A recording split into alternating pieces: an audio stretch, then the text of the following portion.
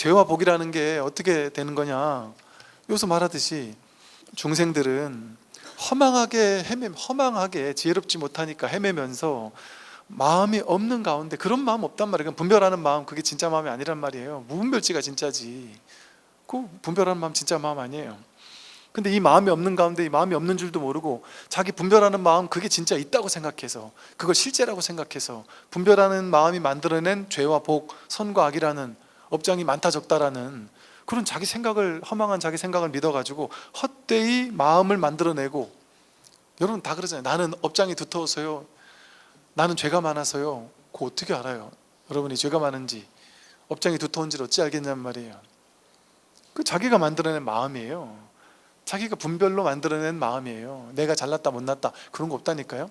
그 분별하는 마음이 없으면 여러분은 있는 이대로 완전한 부처예요. 내가 판단 분별하지 않으면 지금 하나도 생각하지 않고 하나도 해석하지 않고 그 어떤 생각도 일으키지 않으면, 아무런 생각도 일으키지 말아보세요.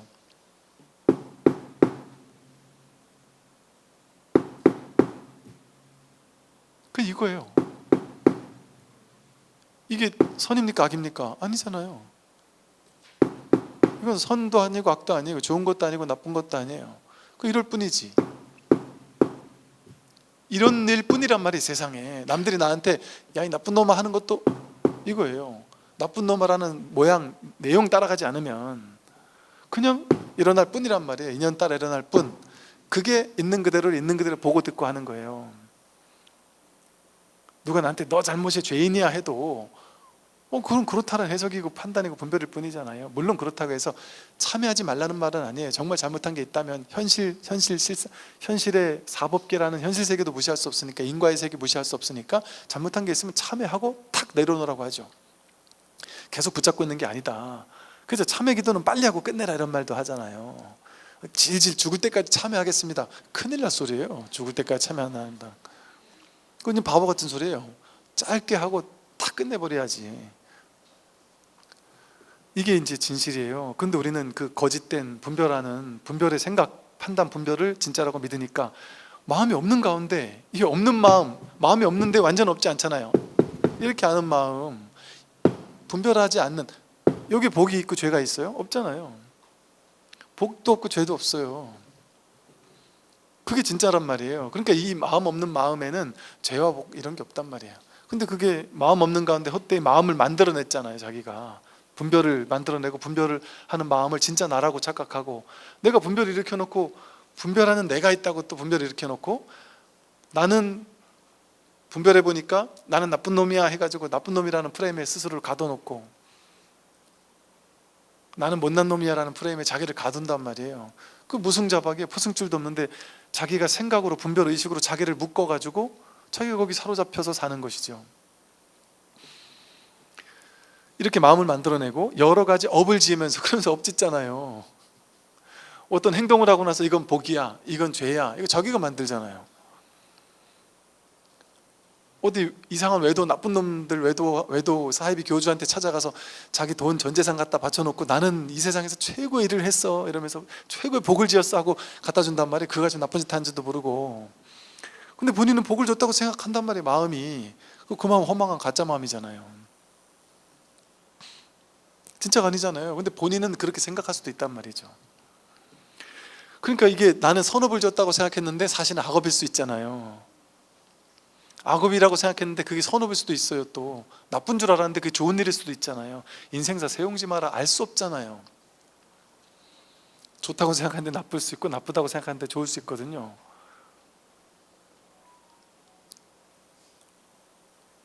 이게 진실이거든요. 그래서 사실은 업이라는 것도 그 분별에서 나와요.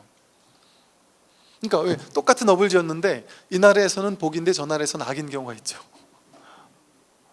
연개소문이 우리나라에서는 훌륭한 장군인데 이거 죽은 사람들은, 그 가족들은 어떻겠어요? 천하에 죽일 놈 아니에요. 그 집단적으로 무슨 30만 명인가 어마어마한 장정들을 죽였단 말이에요. 그것도 군인들이 얼마나 젊고 피가 끓는 장정들이었겠어요. 그 자식들을 잃은 부모님들 서름을 생각하면 얼마나 가슴 아픈 거란 말이에요. 다른 측면에서 보면. 그래서 이렇게 업이라는 것은 내가 윤리 기준이 되는 판단 분별을 이 기준에 두냐 저 기준에 따라서 여기선 악이고 저기선 복이고 그럴 수도 있다니까요. 그러니까 이 업이라는 게 실체, 고정된 정해진 실체가 있는 게 아니에요. 그래서 이런 말도 하는 거예요. 깨닫고 나면 한 방에 업장이 왕창 소멸된다는 방식으로 설명할 수 있단 말이에요. 그게 업이 진짜 소멸돼서 소멸되는 게 아니라 업이 소멸되는 효과랄까요? 업이 일어나더라도 거기 이제 더 이상 끌려가지 않는 거예요. 마치 저것과 비슷하죠. 이렇게 우리 악업을 지으면, 나쁜 짓을 하면 여기 이제 소금물이 쌓인단 말이에요. 나쁜 짓을 하면 소금물이 쌓여서 악업을 지은 건 언젠가 내가 다 소화해야 되잖아요. 그러니까 악업을 지을 때마다 소금물이 쌓이는데 이게 내가 지은 악업이니까 내가 다 먹어야 돼요. 선업을 지으면 설탕물도 쌓인단 말이에요. 달콤한 것도 먹어야 되고 소금물, 먹기 싫은 소금물도 먹어야 되는데 악업을 잔뜩 줘놓고 소금물을 나중에 받을 때 막 다 먹으려면 얼마나 짜서 막 짜증스럽겠어요? 근데 내가 내 그릇을 딱 키워가지고 큰 냄비에다가 소금을 다 넣고 김치랑 양념 막 야채 넣고 끓여가지고 배고플 때마다 나눠서 먹으면 소금물을 먹긴 다 먹었단 말이에요. 먹긴 먹었는데 고통스럽게 먹지 않았죠. 이럴 수 있다니까요. 그럼 이게 업장 소멸된 거예요? 안 된 거예요? 명확히 말하면 된 건 아니죠. 왜냐하면 업장을 내가 다 받았으니까. 소금물을 먹긴 먹었잖아요. 그런데 나쁘게 먹지 않고 좋게 먹은 거죠. 그죠? 그러니까 이게 한 번 업을 지은 건 어디로 도망쳐도 없어지지 않는다. 무조건 다 봐야 된다, 다 받아야만 된다라는 소리예요. 한 번 지은 업은 무조건 받아야만 소멸하지 중간에 업장 소멸되는 일이 없다, 이런 말 있잖아요, 경전에. 그게 이 소리예요. 받긴 받아요. 근데 다르게 받을 수 있어요. 그걸 업보라고 할 때 보자가 다르게 익어간다는 뜻이에요.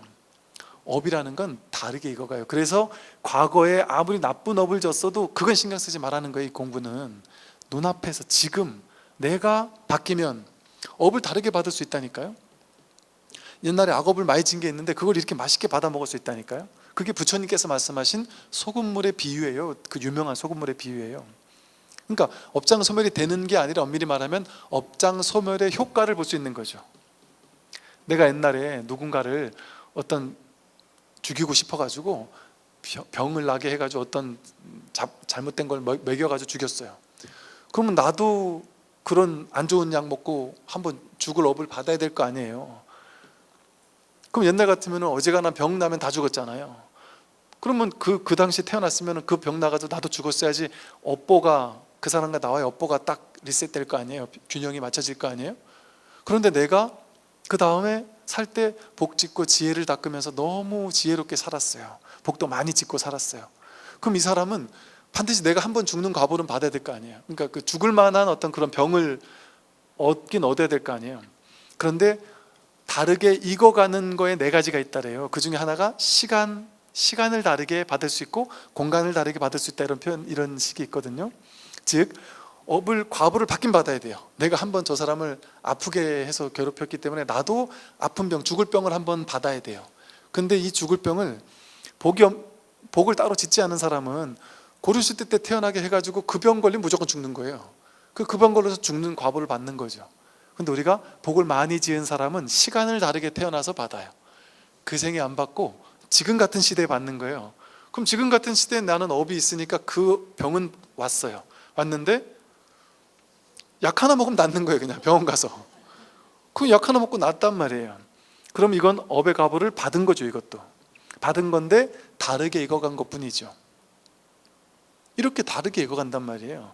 그러니까 우리가 과거에 내가 죄를 지었느니 선을 닦았느니 나쁜 짓을 했느니 그거는 지금 신경 쓸 필요가 없습니다. 지금 중요한 건 옛날에 내가 나쁜 놈이야 잘했는 놈이야 이게 중요한 게 아니고 지금 내가 달라지는 게 중요하단 말이에요. 지금 눈앞에 지금 이 현실이 중요하단 말이에요. 왜 지난 과거는 다 한 생각 일으켜야 떠오르는 분별일 뿐이잖아요. 그러니까 지금 변하면 업이 바뀌는 거예요. 그 업보도 다르게 이구하는 거예요. 그러니까 우리는 불교는 과거에 얽매이고 뭐 이런 종교가 아니에요. 그냥 딱 눈앞에 지금을 깨어있는 종교예요. 지금 깨어나면 모든 것이 업장 소멸의 효과가 있단 말이죠. 이 공부가. 그러니까 이 사람 허망한 중생들은 여러 가지 업을 지으면서 자기가 업을 짓는다고 착각하는 거예요. 선업 지었다, 악업을 졌다 이렇게 착각하면서 헛되이 집착하여 그 업이 실제로 있다고 여기는 거예요. 그런 까닭에 육도윤회도 있다고 여기는 거예요. 육도윤회가 진짜 없단 말이에요. 근데 내가 죄와 복이 있다라고 믿으니까 자기가 만들어낸 육도윤회에 갇히는 거예요. 내가 잘못을 했으니까 죽을 놈이야, 나는 과보를 받을 거야. 보통 나쁜 짓 한 사람은 내가 과보를 받을 거야 이렇게 생각하거든요. 그러면서 자기가 그 과보를 받아요. 또 자기가 죄의식에 시달려가지고. 이렇게 육도윤회가 실제하는 것이 아니고 삶과 죽음이 실제하는 게 아니에요. 여기서 진짜 자기 본마음에는 삶도 없고 죽음도 없습니다. 육도윤회가 없어요. 지옥아기, 축생아기, 천상수라가 따로 없단 말이에요. 지금 눈앞의 일이지. 그래서 자기 마음을 깨닫고 나면 이런 허다한 육도윤회 같은 게 없어요. 일체 만물 뭐 이런 게 없어요. 이 세상 삼라만상 뭐 우주 은하계 뭐 이런 게 없어요. 다 자기 마음에서 일어난 허망한 티끌이지.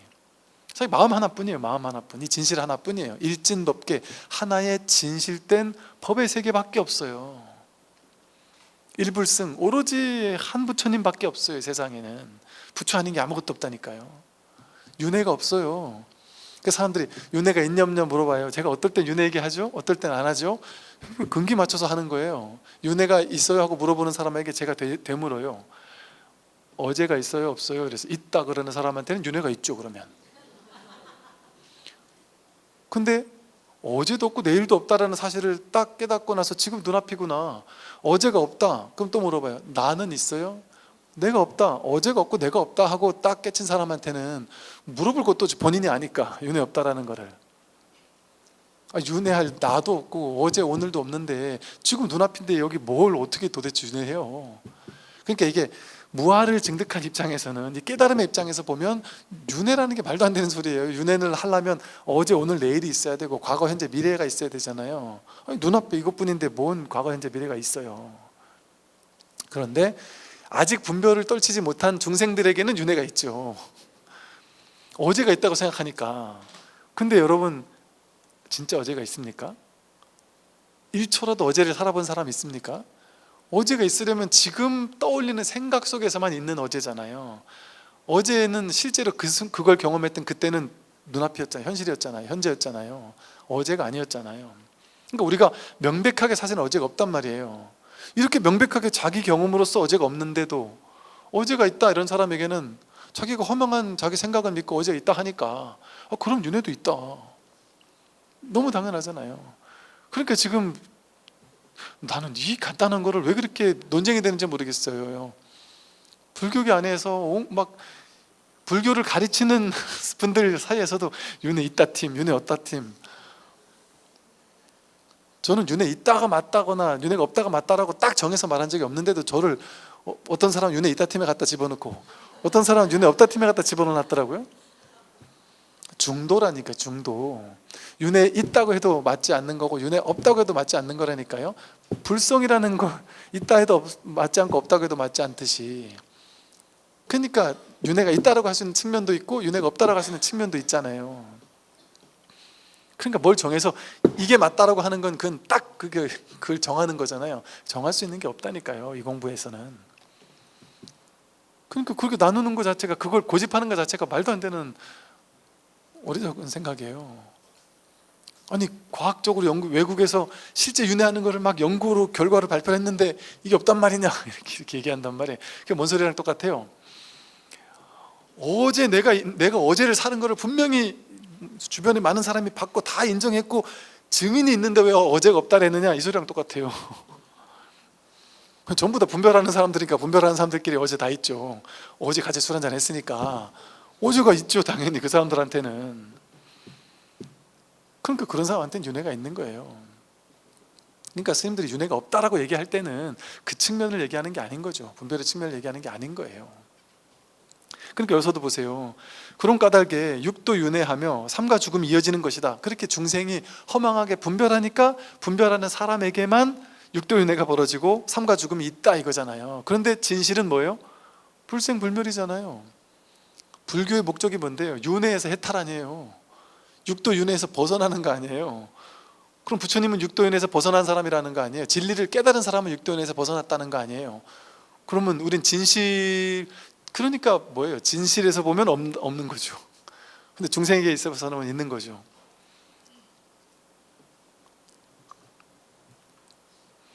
비유하면 사람이 어둠 속에서 나무 등걸을 보고 귀신으로 여기고 새끼줄을 보고 뱀으로 여겨서 두려워하는 것과 같다. 어둠 속에서 나무 등걸을 보고 야 귀신이 하고 막 도망칠 수 있잖아요. 무서워할 수 있잖아요. 또 새끼줄을 보고 뱀이라고 두려워할 수 있잖아요.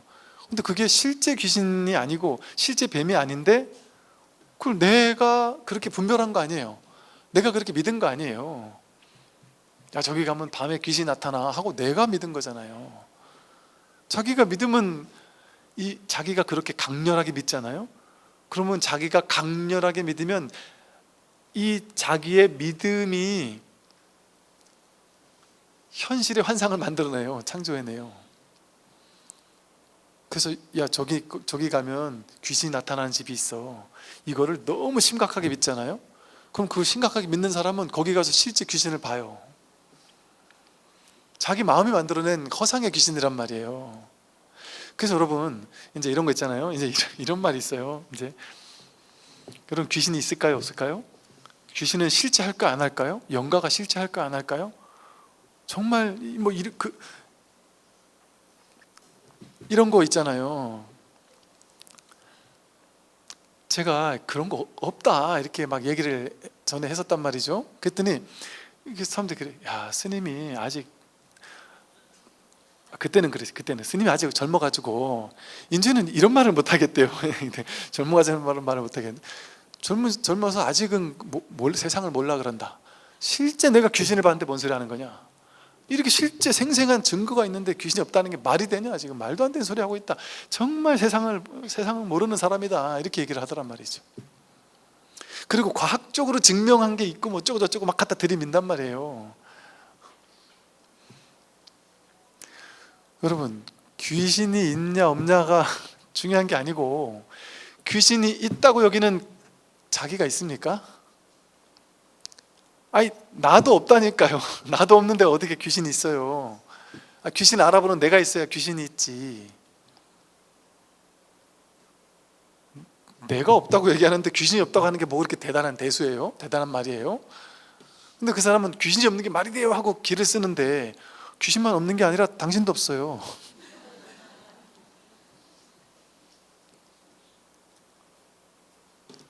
이 자리에서는 그런 허다한 게 없다니까요. 그래서 여러분 이 진실에 딱 감이 오면은 그냥 이렇게 업습 때문에 자기의 업습 때문에 오랜 세월 귀신이 있을 수 있어. 또 이렇게 야밤에 혼자 공동묘지 가면 괜히 무서운 것 같고 이런 업습 때문에 그런 데 가서 괜히 생각을 일으키면 괜히 무섭다 이런 생각이 날 수는 있죠. 업습 때문에 일시적으로. 그런데 명백하다니까요. 어두우나 밝으나 똑같다니까요. 공동묘지 옆에 가서 누우나 집에 침대에 누우나 똑같다니까요. 다를 게 하나도 없다니까요. 세상에 귀신이 실제 있냐 없냐가 중요한 게 아니라니까요.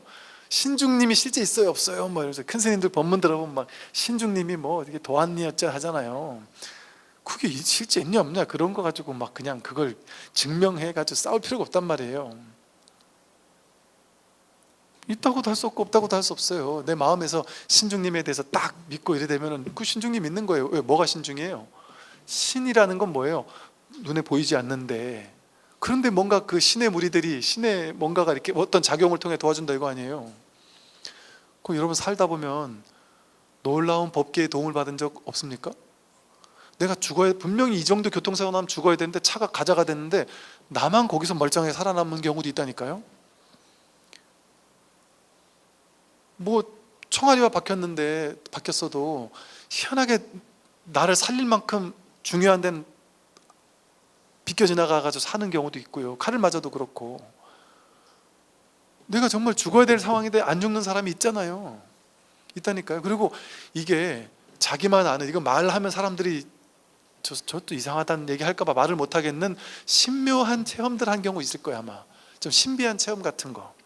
저도 괜히 이거 사이비 뭐 이런 소리 들을까봐 말 못할 이야기들이 가끔씩 있단 말이에요. 근데 그런 얘기를 굳이 하면 막 괜히 스님 입으로 그런 말 하면 그런 게 뭔가 있나 보다 이렇게 오해할까 봐 그런 얘기를 굳이 안 하는 거지. 살다 보면 그렇게 와 이건 진짜 말 그대로 신중님이 도왔다고 해석하든 인연의 연기작용이 도왔다고 해석하든 내가 아직 인연의 때가 죽을 때가 안 됐으니까 이렇게 살렸나 보다 하든 알 수 없단 말이에요. 누군지 뭔지는 알 수 없단 말이에요. 뭔지는 알 수 없는데 나를 돕는 무언가가 없습니까? 그 은근히 있는 것 같을 때가 있잖아요. 은근히 살다 보면 그럴 때 있다니까요. 그걸 뭐라고 말할 수 없어요. 근데 그 말할 수 없으니까 그냥 불교에서는 신중 이렇게 뭉뚱그려 말한 거야. 신은 신인데 한 명 두 명 신이 아니고 신의 무리란 말이에요. 그냥 온갖 게 다 신이란 말이에요. 그 말은 뭐예요? 온 우주법계 전체가 신중이라는 소리거든요. 왜? 한국에 와가지고 신중에 별도 이제 신중이 됐고 달도 신중이 되고 우리나라에 오면은 뭐예요? 무슨 칠성각, 용왕각 무슨 다 있잖아요. 그게 갑자기 신중으로 편입된다니까요. 인도에 가면 인도에 있던 온갖 신들 다 신중으로 들어와 있고 중국에 가면 중국 오만 애들이 다 신중으로 들어와 있단 말이에요. 그 말이 뭐겠어요? 이 세상 전체가 일체 모든 존재가 전부 다 신비로운 신묘한 신성이랄까요? 어떤 이 불성을 지닌 그런 존재라니까요. 모두가 신중이라니까요. 온 우주법계 전체가. 그러니까 내가 살 인연이 되면요, 저 사람은 나한테 잘해줄 이유가 하나도 없는데 저 사람이 나를 살리는 일이 있거든요. 나중에 그 사람이 얘기를 하는 거예요. 야, 그때 그거 나다? 근데 너 나 그렇게 좋아하지도 않았잖아. 그때 왜 그렇게 나를 그렇게 도와줬대? 그러니까 야, 이것도 참 난 지나고 나니까 이게 인연인가 싶은 신기하다. 근데 평소 같은 그럴 마음이 전혀 없었다는 거죠. 근데 그날 본인이 너무 좋은 일이 많아가지고 너무 기분이 업돼가지고 막 마음이 열린 상태에서 그런 걸 딱 봤대요. 그래가지고 그냥 도와줬다는 거죠. 그게 네 복인 것 같아. 내가 도운 게 아니라 내가 그렇게 열릴 때 하필 그 너의 그 힘든 걸 봐가지고 도왔다. 이러는 일이 생기거든요. 그러니까 이게 알 수 없다니까요.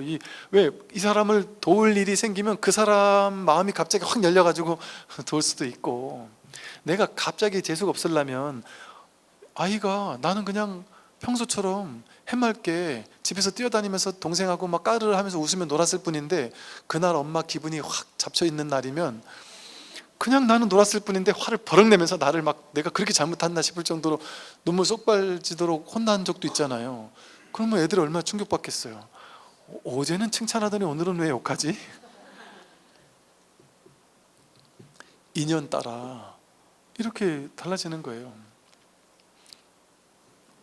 그래서 이렇게 나무 등골 보고 귀신으로 여기고 새끼줄 보고 뱀으로 여기는 것처럼 실제가 아닌데 내가 한 생각 돌이켜 한 생각으로 이럴 거야 저럴 거야 이건 이런 거야 저건 저런 거야 라고 생각으로 규정한 거잖아요. 자기가 생각으로 규정한 거잖아요. 그러고 나면 실제 그런 인생이 펼쳐져요. 정말 그런 것 같아요. 여러분 인생은 지금까지 잘 살았어요? 못 살았어요? 잘 산 것도 아니고 못 산 것도 아닙니다. 나는 잘 살았어? 그거 자기 분별이에요. 나는 못 살았어? 그것도 자기 분별이에요. 근데 나는 잘 살았어를 믿거나 나는 내 인생은 망쳤어 이걸 믿으면 자기 인생은 정말 그렇다고 여기면서 그런 인생이 펼쳐져요. 그러니까 죽을 때까지 이번 생은 망했다고 생각하면서 그러고 사는 사람들 있잖아요. 그 자기 생각이 만든 거잖아요. 그게 모두가 그렇다니까요. 이게 등거를 보고 귀신이라고 느끼고 새끼줄을 보고 뱀이라고 느끼는 것처럼 허망한 실제가 아닌 걸 실제라고 착각하는 거예요. 전부 다 자기 생각 전부 다. 진실은 나는 좋은 사람도 아니고 나쁜 사람도 아니고요, 잘난 것도 아니고 못난 것도 아니고요, 세상 사람은 잘난 사람 못난 사람이 정해져 있는 게 아니에요. 복이 많은 사람 죄가 많은 사람 이게 정해진 게 아니에요. 그냥 있는 이대로예요. 그냥 세상은 그냥 있는 이대로의 대평등한, 그냥 인연 따라 밤이 있고 낮이 있듯이 들숨과 날숨이 있듯이 장미꽃도 있지만 풀꽃들도 있듯이, 사자가 있지만 고양이도 있듯이 다른 거예요. 서로 다른 것들이 순환하는 거예요. 내 인생도 밤낮이 있듯이 잘 나갈 때가 있고 좀 힘들 때가 있고, 그거 아무 문제가 없다니까요. 들숨이 없고 날숨만 있으면 사람 죽어요. 비가 안 오면 죽어요. 그것처럼 우리 인생에도 이 균형의 법칙이 없으면 성공과 실패 같이 보이는, 좋고 나쁜 것처럼 보이는 그런 일들이 교차하지 않으면 그건 생명이 아니에요. 항상 승승장구하는 일만 있고 항상 좋은 일만 있으면 그건 좋은 거 아니에요. 명백하죠. 왜냐하면 태어나면서부터 50평 아파트에 지금까지 계속 살았다. 그럼 50평 아파트에 사는 게 좋겠어요? 좋다는 생각이 없어요. 그냥 당연한 거지. 그러다가 30평 아파트로 가면 이렇게 좁은 데 사냐고 그러겠죠. 그래서 항상 있는 즐거움은 그 즐거움이 아니에요. 그래서 이렇게 교차하는, 옳고 그름 맞고 틀림 왔다 갔다 하는 그 삶의 양변이 교차하는 그 자체가 있는 그대로 완전한 거예요. 문제가 없는 거예요. 그러니까 불교에서 있는 그대로 완전하다고 한 건 완전해서 완전한 게 아니에요. 그냥 불완전한 그대로 완전한 거예요. 불완전함을 받아들였을 때 완전해져요. 내가 삶이 뭔가 명확해야 돼, 확실해야 돼, 확정적이어야 해 하는 그 생각이 있으면 그 생각 때문에 괴로워지죠. 그 생각을 믿으면 내 인생은 불안하잖아요. 그러니까 괴로워요. 그런데 진실의 눈을 뜨면 아, 세상은 확실한 게 아무것도 없는 거구나. 원래가 그런 거구나. 원래가 세상은 모르는 거구나. 인연이 어떻게 펼쳐질지 아무도 알 수 없는 거구나. 모르는 거구나. 세상은 불확실한 거구나. 확정적인 게 아니구나. 안주할 것이 어디에도 없구나. 그게 아름다운 거구나 하고 확 받아들여 버리면 내 인생이 막 안정적이고 무슨 편안하고 확실하고 이러는 걸 기대에 추구하지 않으면 지금 불완전한 이대로 문제가 없다니까요. 더 이상 추구하지 않아. 추구심이 사라지는 것 뿐이지 추구하던 걸 얻어가지고 완전해지는 게 아닌 거예요. 지금 이대로 아무 문제가 없어요. 문제가 없어지고 나서 문제가 없는 게 아니라 문제가 있는 그대로 문제가 이제 더 이상 문제가 아닌 거예요. 그럼 문제가 답이 돼버렸어요. 그러니까 이제 해결해야 될 문제가 없잖아요. 그러니까 이게 깨달음이라는 거는 문제가 사라지는 거지 문제에 대한 답을 내는 게 아니에요. 중생의 허망한 집착이 이와 같아서 마음 없는 속에서 마음이 있다고 허망하게 집착하여, 마음이 없는데 마음이 있다고 인연 따라 왔다 갔다 하는 마음 가지고 그 진짜 마음인 줄 아는 거예요. 마음이 있다고 집착하여 여러 가지 업을 지으니 육도에 윤회하지 않을 수 없는 것이다. 그 분별하는 사람에게만 육도 윤회가 있는 거예요. 만약 중생이 대선지식의 가르침을 만나 이 선을 통해서 마음 없음을 깨달으면 모든 업장이 전부 남김없이 소멸하고 생사윤회가 곧장 끊어지는 일이 벌어진다니까 여러분. 이거 놀라운 공부예요. 놀라운 공부예요. 결단코 마음은 없다. 다만 중생이 마음이 있다고 헛되이 집착하기 때문에 모든 번뇌와 보리, 생사와 열반이 있을 뿐이다. 자기 마음이 있다고 생각하니까 자기 마음으로 좋고 나쁜 게 있어요. 그러니까 천당이 있고 극락이 있고 지옥이 있다고 생각하고요. 번뇌가 있다고 생각하고, 번뇌가 있다고 생각하니까, 괴로움이 있다고 생각하니까 괴로움이 소멸된 걸 열반이라고 이름 붙인 거예요. 그러니까 열반은 따로 없어요. 그냥 괴로움이 없으면 열반도 없는 거예요. 왜냐하면 괴로움이 있는 사람에게 괴로움이 소멸된 상태를 열반이라고 이름 붙이셨잖아요. 그 열반은 따로 없어요. 괴로움이 없으면 그냥 열반도 없는 거예요. 그러니까 열반이 어떻게 따로 있을 수가 있어요. 묶인 사람에게만 묶이는 것에서 벗어나는 해탈이 있는 거지 묶이지 않은 사람에게 무슨 해탈이 있어요. 묶이지 않은 사람은 해탈이 없어요. 그러니까 우리가 묶인 것에서 풀려나는 것이 아니고 내가 묶였다라고 착각하다가 아, 본래 안 묶었구나, 아무도 나를 안 묶었구나, 내 혼자 생각 가지고 나를 묶었구나, 거기서 풀려나니까 자기 생각으로 자기가 묶은 걸 풀려나니까 본래 묶은 게 없네. 그게 해탈이에요. 묶인 것에서 풀려나는 걸 해탈이라고 부르거든요. 그게 해탈이에요. 그러니까 자기로부터의 해탈이에요. 그러니까 그렇게 되면 번뇌 보리가 없어요. 번뇌가 따로 없고 보리 깨달음이 따로 없어요. 생사와 열반이 따로 없어요. 그런 게 모두 있다고 생각하는 허망한 망상 속에 생사윤회가 있지, 해탈과 깨달음이 있지. 그게 본래 없는 줄 안다면 생사도 없고 열반도 없어요. 생사가 있어야 생겨나고 죽는, 그게 있어야 거기서 벗어나는 열반이 있잖아요. 생사가 없다는 걸 깨달으면 열반도 없어요. 그러니까 여긴 깨달음도 없다 하는 말이 그거예요. 부처도 없고 도도 없고 열반도 없다 이런단 말이에요. 불교에서 마음도 없다 이런단 말이에요. 한 물건도 붙일 수 없다 이런단 말이에요. 만약 마음 없음을 깨닫는다면 번뇌와 보리, 생사와 열반도 없다. 그런 까닭에 열애께서는 마음이 있는 자에게만 생사가 있을 뿐이라고 말씀하신 것이다. 그러니까 우리가 분별이 있으니까 자기가 태어나고 늙고 병들고 죽는다라는 망상이 있는 거예요. 보리와 열반을 얻을 수 없다면 과거의 모든 부처님들이 전부 보리를 얻은 것은 어떻게 말할 수 있습니까?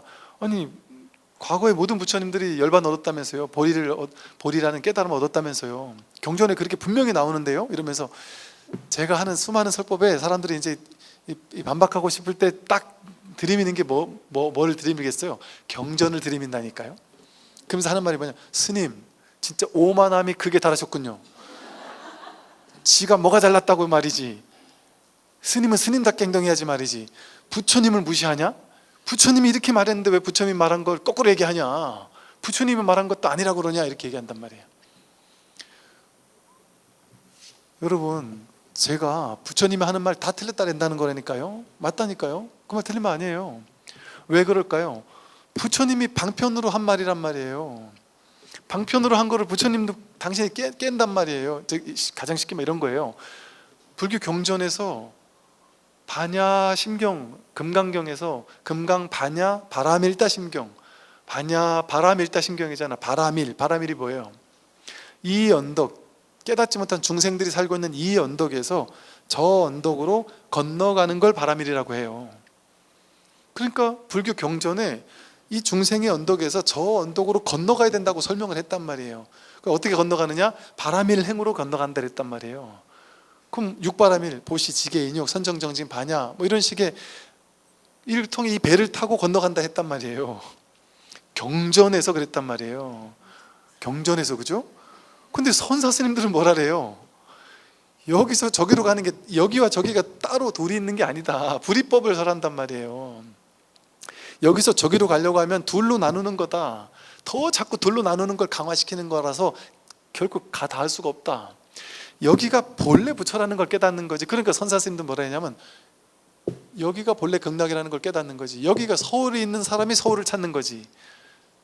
산 정상에 있는 사람이 어떻게 산 정상으로 가요? 하고 묻는 것과 똑같다. 이런 식의 표현을 쓴단 말이에요. 그러면 부처님은 맞은데 선사 스님은 다 틀렸거나, 선사는 다 틀렸는데 둘 중에 하나는 맞고 하나는 틀렸어야 될 거 아니에요. 우리 분별의 구조로 보면. 그런데 부처님이 왜 이런 방편을 쓰는지 아세요? 부처님도 이런 말을 할 수 없어서 이런 말을 한 게 아니고 이런 말도 다 해놨단 말이에요. 그런데 부처님의 자비방편이라는 말을 쓰잖아요. 자비방편으로 중생들이, 그래서 법화경에서 하는 말이 그 말이에요. 중생들한테 네가 곧 부처야 이렇게 얘기하니까 중생들이 도망치더라는 거예요.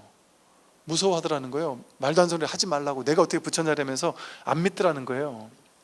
그게 법화경에서 말하는 40년 집 나간 아들이 집에 왔는데, 거지꼴로 집에 왔는데 그 아버지가 부처거든요. 아버지가 자식을 보고는 거지꼴로 왔길래 찾아가서 야, 너 내 아들이야, 이거 다 네 거야 이랬더니 그 자식이 도망치더라는 거 아니에요. 그게 무슨 말이냐면 여러분이 지금 부처예요. 지금 부처라니까요. 이렇게 했더니 말도 안 되는 소리 하고 있네 하고 도망치는 거랑 똑같아요. 나는 중생인데 내가 무슨 부처냐. 아니 이 집에 이거 좋은 거 이거 다 너 거야 이렇게 얘기하는데, 너가 부처라서 이거 다 네 거야 하는데 말도 안 되는 소리 하지 마라. 어떻게 이 온 우주법계가 내 거일 수가 있냐, 내가 부처일 수가 있냐, 말도 안 된다 한단 말이에요. 그러니까 부처님이 방편으로 허름한 사람을 하나 시켜가지고 이제 쟤를 가서 끌고 와가지고 야, 너 내가 월급 줄게. 좀 힘든 일, 똥 치우는 일 시킬 테니까 똥 치우는 일 하면 내가 월급 줄게. 그러니까 이제 막 신나가지고 입이 귀에 걸려가지고 와가지고 신나게 똥을 치운단 말이에요. 그게 무슨 말인지 아세요? 사람한테 너가 부처예요 하고 진실을 얘기했더니 안 믿어요. 어디로 갈 필요가 없다, 수행할 필요 없다 이런 얘기 하니까 안 믿는 거예요. 그러니까 알았어 그렇게 힘들면 알았어, 너는 지금 여기 중생이지, 그럼 저 부처로 가야 되잖아. 그럼 부처로 가려면 힘든 일부터 해야 돼. 똥 치우는 일부터 해야 돼. 그 똥 치우는 일이 뭔지 아세요? 여기서 저기로 가도록 만드는 모든 수행법들 절에 3000배 정도 해. 그러면 이제 이 사람 도인인가 본데? 왜냐면 108배 가지고 못 깨달을 것 같거든, 본인이 봐도. 근데 한 3000배나 10,000배쯤 하라니까 이 정도면 내가 깨달을 가능성이 있겠는데? 왜냐면 자기 분별로 봤을 때는 넌 아직 안 됐는데 이 방법을 쓰면 할 수 있어, 이런 얘기 제일 좋아한단 말이에요. 그러니까 똥 치우라고, 똥 안 치워도 자기가 주인인데 똥 치우라니까 그런 거는 좋다고 하면서 한단 말이에요. 그러니까 어떻게 하겠어요? 부처님이 알겠다, 너희들 그럼 이 언덕, 그래 너희들 지금 이 언덕에 있어, 어리석은 중생의 언덕에 있으니까 저 부처의 언덕 가상으로 만들어 놓고는 그 부처 언덕으로 가려면 막 이것저것 해봐.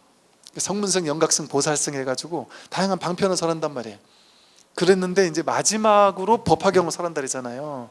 그래서 법화경이 최종의 경전이다라고 말하는 게 마지막으로 야 지금까지 성문성, 영각성, 보살성 뭐 여러 가지 방편을 설했는데 사실은 그 모든 게 결국 하나의 일부성 하나를 설하기 위한 거야. 여기서 저기로 갈 필요가 없었던 거야. 여기서 저기로 가는 게 아니라 본래 하나의 부처뿐이다, 이 얘기를 설하는 게 법화경, 화엄경 같이 최상의 경전들이 하는 얘기예요. 그러니까 방편을 쓸어버리고 진리 그 자체를 드러내는 거란 말이죠. 그러니 그러니까 이 방편이라는 게 공부를 어지간히 하지 않으면 그냥 언뜻 이래 들으면 그런 질문이 나올 법하기도 하죠. 이게 얼마나 어찌 보면 참 쉽지 않은 이야기겠어요. 그래서 보세요. 왜 그러면 옛날 부처님들은 왜 부처 됐어요? 하고 물었단 말이에요. 그랬더니 다만 세속제가 뭐냐면 진리를 어쩔 수 없이 방편으로 설명하는, 진리를 설명하는 방편. 근데 그 방편은 가짜잖아요. 가짜인데 어쩔 수 없이 야 여기 알아서 그럼 여기서 저쪽으로 가야 돼 하고 방편으로 설하는 거, 그걸 세속제라래요. 진리가 아니라 세속이란 말이에요, 그거는. 근데 세속 가지고, 세속의 도구란 언어라는 세속의 도구를 가지고 제는 진리라는 걸 뜻하거든요.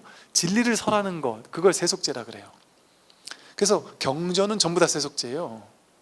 그래서 세속제의 문자로서 말하는 것일 뿐 진제로서는 진실로 얻을 것이 없다 그러잖아요. 여기 진제가 바로 진짜 진리라는 소리예요. 진제로 말하면 여기서 저기로 가는 게 아니다 이렇게 말해야 돼요. 근데 세속제로 말하면 여기서 저기로 가는 거야, 열심히 가봐 이런단 말이에요. 열심히 똥 치워봐 이런단 말이에요. 그래서 진제에서는 진실로 얻을 게 없어요. 그래서 유마경에서도 보리는 몸으로도 얻을 수 없고 마음으로도 얻을 수 없다고 했잖아요. 보리, 깨달음은 몸으로 얻을 수 없어요. 마음으로도 얻을 수 없고. 이 말은 뭐예요? 몸으로 죽도록 오래 앉아있는다고 해서, 죽도록 절을 한다고 해서 깨닫는 게 아니에요. 몸을 혹사시킨다고 해서 깨닫는 게 아니에요.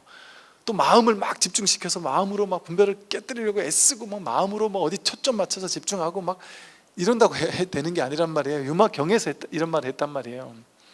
대표적으로 유마경 같은 게 그 불이법을 완전히 딱 드러내고 있는 경전이에요. 불이법, 철저하게 불이법이에요. 그래가지고 부처님 말씀 듣고 여기서 저기로 가려고 하는 모든 수행법에 빠져있던 10대 제자들한테 유마고사가 전부 다 깨뜨리잖아요.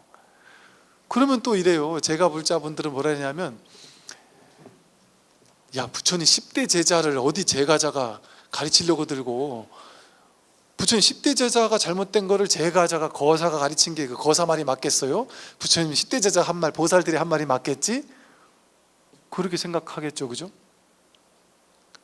이게 얼마나 바보 같은 생각이에요. 그걸 깨뜨리려고 유마경이라는 게 나온 거예요. 거사와 스님을 차별합니까 여러분 지금? 제가자와 출가자를 차별하냔 말이에요. 왜? 이 불이법이라는 부처님 진실, 진제에서는 출제가가 없다니까요. 이게 깨달았냐 깨닫지 못했냐 이거를 볼 뿐이지 거기 출제가 상관 안 한다니까요. 심지어 달마혈명에서 뭐라 그랬어요? 너가 깨달았냐 깨달았지 않았냐 이 견처만 보는 거지 계율 지키냐 안 지키냐도 안 보고 수행하냐 안 하냐도 안 보고, 심지어는 앞에서 뭐라 그랬어요? 뭐 성관계를 했냐 안 했냐도 안 본다. 심지어 악업을 지었냐 안 지었냐, 누굴 죽였냐 안 죽였냐 이거 상관 안 한다, 이런 식으로까지 말했잖아요. 이 불이법에서는 방편으로 봤을 때는 다 분별되는 세계지만 방편이 아닌 이 불이법의 입장에서는 오로지 다 다르지 않아요. 그래서 10대 제자도 잘못될 수 있다는 얘기를 하는 거예요. 유마경에서 10대 제자와 대보살들까지, 보살들이 잘못할 수 있는 거예요. 그래서 유마경에서 유마고사에게 10대 제자와 보살들이 완전 애기들처럼 혼나간단 말이에요. 혼나면 그걸 문수보살이 딱 증명해 주면서 그 유마경이 여러분 진짜 경전 공부하는 어떤 그 최종적으로 할 수 있는 공부 그렇게도 볼 수 있어요. 왜냐하면 법화경, 화엄경을 비롯해서 유마경 같은 이런 경전들은 정말 철저하게 불이법에 딱 뿌리내리고 있거든요. 선의 정신이 그대로 이렇게 담겨 있는 그런 경전이란 말이죠. 또 금강경에서도 얻을 수 있는 조그마한 법도 없다 그랬잖아요. 금강경에서 얻을 수 있는 법이 없다 그랬단 말이에요. 모든 부처님은 다만 얻을 수 없는 것을 얻었어요. 이렇게밖에 표현할 수가 없어요. 마음이 있으면 모든 것이 있고 마음이 없으면 아무것도 없음을 알라. 만약 스님 말씀처럼 마음이 전혀 없다면 나무나 돌 같은 게 아닌가요? 나의 마음 없는 이 마음은 나무나 돌과는 같지 않다. 왜 그런가 하면 비유하면 마치 하늘붓과 같아서 비록 마음은 없으나 저절로 여러 가지 묘한 법을 내어 중생들을 교화하고, 또 여의주와 같아서 비록 마음은 없으나 저절로 여러 가지 변화된 모습을 잘 드러낸다. 이처럼 비록 마음은 없으나 모든 법의 실상을 잘 깨닫고 참된 반야를 갖추어 삼신이 자제하게 반응하고 작용함이 거리낌이 없다. 그러니까 나 이것도 설명하려면 빨리, 이게 이제 핵심은 그 얘기예요. 야, 그 마음이 없다고 하면은 그러면 이건 뭐 돌 같은 거 아니냐 이렇게 설명하잖아요. 돌 같은 거 아니냐, 그냥 가만히 있는 돌하고 뭐가 다르냐 이런단 말이에요. 근데 돌과 다르죠. 여러분, 이 돌은 이게 지금 이거를 듣지 못하지만 여러분, 아이고 저한테 올린 소리인 줄 알았네요. 우리는 이렇게 살아 있잖아요. 돌과 같지 않잖아요. 죽어 있지 않잖아요. 이렇게 살아 있잖아요. 아까 그 띠리리 하듯이 그렇게 살아 있잖아요, 우리가. 그러니까 죽어 있는 건 아니란 말이에요. 돌처럼 죽어 있는 건 아니란 말이에요. 이렇게 보고 듣고 느끼고 알고 이렇게 살아 있으니까 이게 죽은 건 아니라는 소리예요. 그래서 저절로 묘한 법을 낸단 말이에요. 보고 듣고 하는 이게 묘한 거 아니에요? 이게 신묘한 일이 아니에요? 이게 어디서, 여러분 이거 어디서 배웠습니까? 갈고 닦았어요. 학교에서 이거를 해석하고 판단하고 분별하는 방법은 배워야 되지만 이 첫 번째 자리에 이거 배워야 됩니까? 안 배웠는데 본래 있던 거잖아요.